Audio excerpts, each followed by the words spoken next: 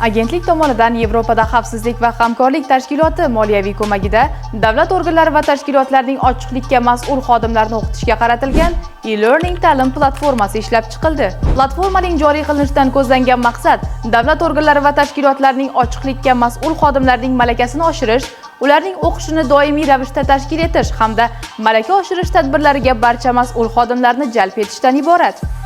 Platformada ochiq ma'lumotlar tushunchasi, ularning afzalliklari, korrupsiyaga qarshi kurashishda ochiq ma'lumotlarning o'rni, xalqaro standartlar va formatlar kabi mavzularni o'z ichiga olgan.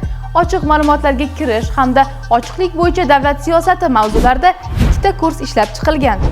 Bugunga qadar platforma orqali 117 ta tashkilotdan 515 nafar xodim ro'yxatdan o'tkazilib, ulardan 355 nafariga sertifikatlar taqdim etildi. Qayd etish joiz, platforma barcha uchun ochiq bo'lib, tanishib chiqish istagini bildirganlar data.anticorruption.uz sayti orqali ro'yxatdan o'tib, darslarni o'zlashtirishlari, oraliq va yakuniy nazorat test sinovlarini topshirishlari hamda sertifikatga ega bo'lishlari mumkin.